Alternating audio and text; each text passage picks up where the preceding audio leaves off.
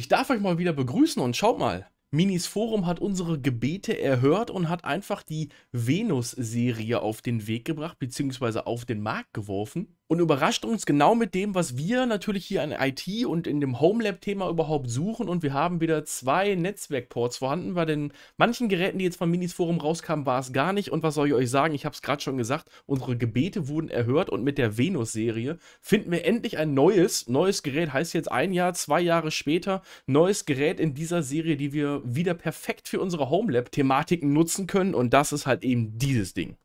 Ich sage euch auch sofort, warum ich das Teil sofort so gelobt habe. Also erstmal natürlich die 2 Netzwerkports für uns als Homelab mit Spielerei, Load Balancing oder Round Robin halt eben erstmal super, super wichtig. Wir haben wieder eine HDMI-Schnittstelle, damit wir das Ganze über einen HDMI-USB-Dongle oder sowas installieren können. Habe ich auch gemacht, erzähle ich euch gleich. Für die anderen, die es vielleicht ein bisschen kleiner haben oder portabler haben wollen, wir haben sogar jetzt so ein, wie heißt das Ding? Ich weiß gar nicht, wie das heißt. USB-C-Typ für HDMI. Auf jeden Fall kommt aus diesem kleinen Displayport irgendwie ja, Display raus, keine Ahnung. Gibt es auf jeden Fall halt ganz normal auch als klein. USB 3.2 wieder, die 2 hinten, 2 vorne. Vorne ist auch wieder USB-C, sowie hinten ist auch USB-C.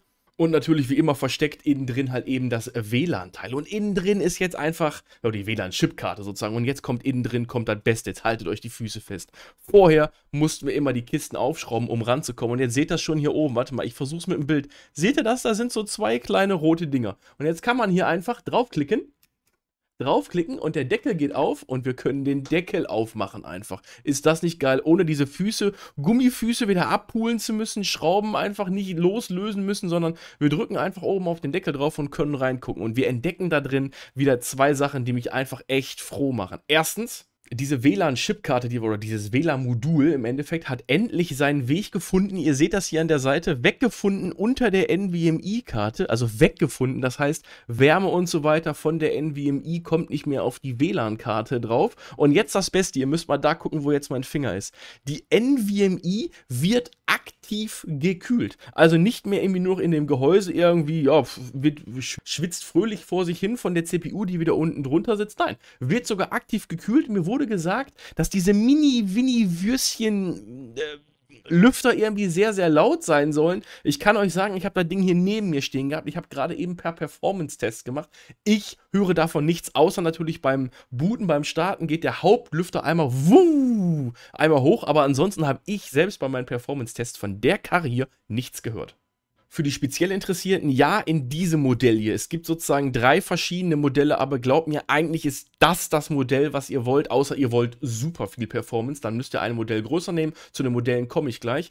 Die Kiste hat noch standardgemäß DDR4 3200 MHz drin. Man könnte aber auch schon DDR5, das kann die Kiste, DDR5 einbauen. Ich kenne die Megahertz-Zahl jetzt nicht auswendig. In der etwas größeren Kiste, wo dann auch eine 13er Modellreihe Intel CPU drin ist, da kann man, oder da ist dann auch direkt von Hause aus schon der DDR5 drin, aber ich zeige euch jetzt gleich ein paar Performance-Tests. Glaubt mir, die Kiste geht auch so schon ab.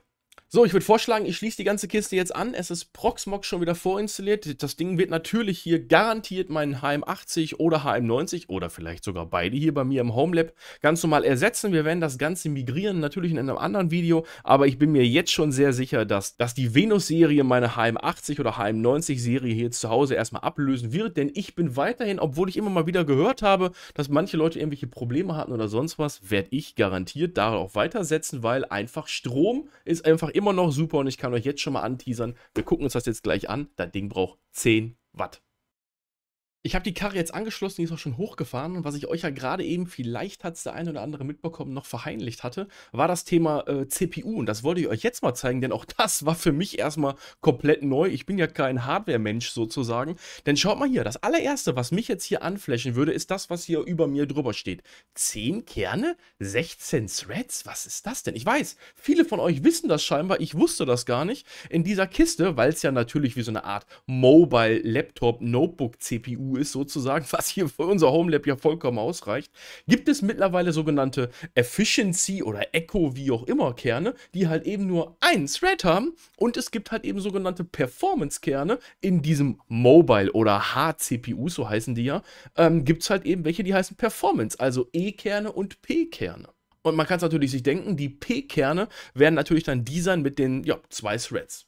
Wenn wir ganz kurz bei der CPU bleiben, das möchte ich euch zumindest zeigen, weil ich euch eben sagte, das hier ist eigentlich so die richtigere Kiste. Es gibt scheinbar den NAB5 oder NAP5, keine Ahnung, ne, NAB heißt der, ne? NAB5, das ist dann der 12450, der hat halt eben nochmal irgendwie, ich glaube, 2 oder 4 Kerne weniger. Und es gibt den großen Bruder, den gucken wir uns auch gleich kurz an, der hat dann nämlich die 13. Generation 13700H. Wenn man einfach da mal durchscrollt, da sieht man es halt eben schon, der hat hier ganz normal 20 Threads, also in dem Falle wahrscheinlich 2 Performance-Kerne mehr, gehe ich mal stark von aus. Die Frage ist, ob man es braucht, denn ich glaube gar nicht so viel, wie die Kiste schon hat. Wir vergleichen es jetzt gleich zwischen der Kiste und dem HM90, aber wenn wir jetzt hier unten einfach mal reingucken in dem Single-Core-Vergleich, sind das Ganze hier 10% zu einem 13er und wenn wir das Ganze jetzt mal zu einem ganz kleinen Modell, okay, da gibt es gar keine Werte. Da können wir dann gar nichts vergleichen, aber ich kann mir nicht vorstellen, dass die kleine Kiste, die wird mit Sicherheit genauso viel bringen können, aber da nehme ich dann doch lieber die 2 Kerne mehr, denn der Preis, der Unterschied zwischen der ganz kleinen Kiste und dem mittleren Gerät hier ist einfach marginal, also direkt vergessen. Gut, dann haben wir jetzt ja CPU geklärt, dann natürlich wie immer, ich habe es euch gerade schon gesagt gehabt, das Ding steht jetzt gerade im Idle, macht nichts, Proxmox ist ganz normal hochgefahren, ihr seht, wir haben jetzt gerade einen ganz normalen Verbrauch von 9 Watt. Naja, und mit 9 Watt, das ist halt eben wirklich nicht viel. Ich kann euch aber jetzt schon sagen, wenn wir gleich was machen, werden wir hier zu dieser Seite wieder umschalten. Da werden wir in Teilen mal irgendwie 25 Watt sehen, wenn das Ding halt eben unter Dampf steht. Aber selbst dann ist das halt eben für einen Heimserver immer noch nicht viel. Und das reicht ja, wie gesagt, für unsere Begrifflichkeiten, so wie wir es haben wollen, immer vollkommen aus.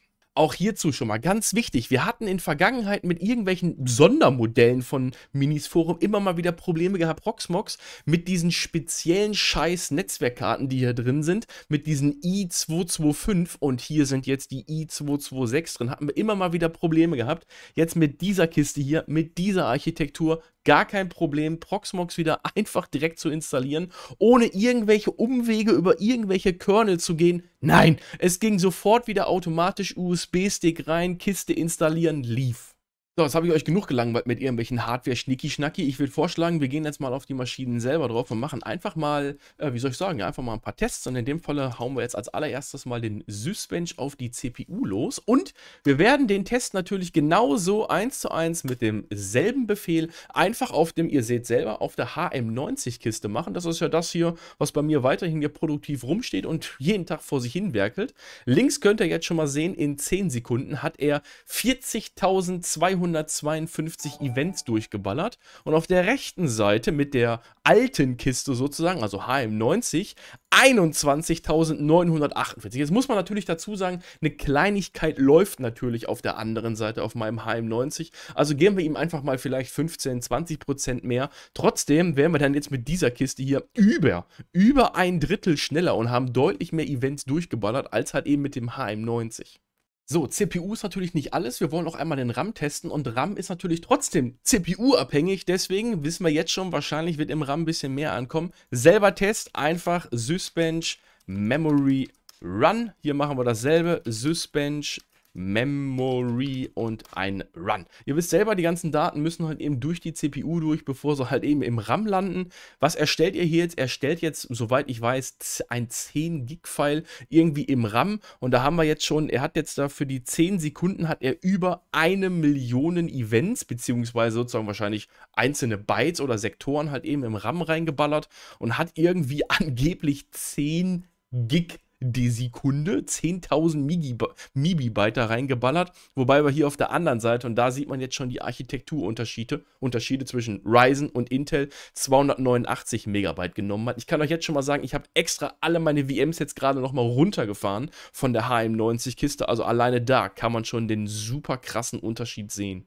Als nächsten Schritt müsste ich jetzt natürlich irgendwie das Netzwerk testen, aber auch da wieder, es gestaltet sich immer ein bisschen schwierig mit diesen 2,5G-Ports, denn 2,5G-Switche wachsen hier nicht auf Bananenbäumen und ich glaube, so viele gibt es davon auch gar nicht, deswegen in meinem Falle wieder relativ uninteressant. Werden wir jetzt also erstmal gar nicht testen, die 2,5G-Interface. Ich weiß aber, dass sie als 2,5G-Interface ganz normal ja, benutzt und angezeigt werden. Im ganz normalen Linux-Kernel kleben die drin, also werden die auch wunderbar funktionieren. Aber jetzt noch eine ganz wichtige Sache, auch da hat ein Minis Forum draus gelernt und jetzt kommen wir eigentlich zu dem Highlight, weswegen ich endlich sage, na endlich bei Gott. Minis Forum hat nämlich endlich bei Gott an seinem Vertriebsweg gearbeitet und jetzt haltet euch richtig fest, wo ich sagte, ne, Endlich! Also, wenn wir das uns nämlich hier einfach mal anschauen, auf der Webseite sehen wir natürlich auch immer schön von Minis Forum die Preise und ihr könnt euch noch an die Anfänge erinnern, wo wir nur aus Hongkong irgendwie uns beliefern lassen konnten. Dann ging irgendwann Deutschland, trotzdem war immer die Frage von wegen Zoll, woher kommt das jetzt und wie bezahle ich das und wie sieht das aus mit irgendwelchen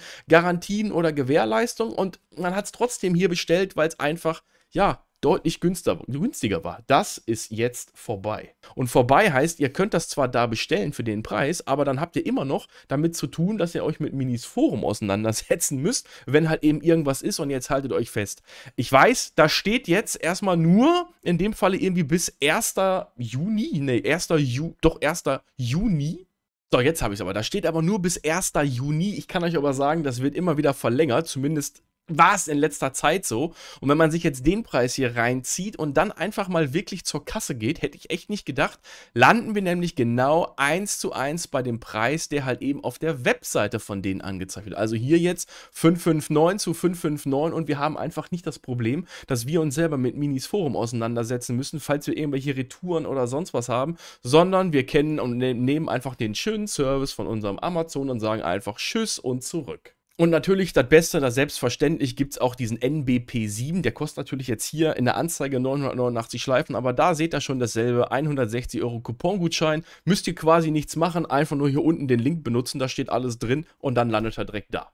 Wunderbar. So, um euch jetzt einen kleinen Ausblick zu geben, ich kann euch jetzt schon vergewissern, ganz klar, ich werde jetzt in Zukunft diese Kiste hier in mein Homelab rein migrieren und wir werden gemeinsam ganz normal diese Kiste hier jetzt rein migrieren, wie ich gerade gesagt habe, indem wir meine Bestandsheim 80, Bestandsheim 90 Kiste hier drauf migrieren, und daraus werden wir natürlich gemeinsam einfach ein Video machen, wie ich halt eben meine virtuelle Maschinen mittels Proxmox unter Proxmox da drauf migriere und dann zukünftig betreibe.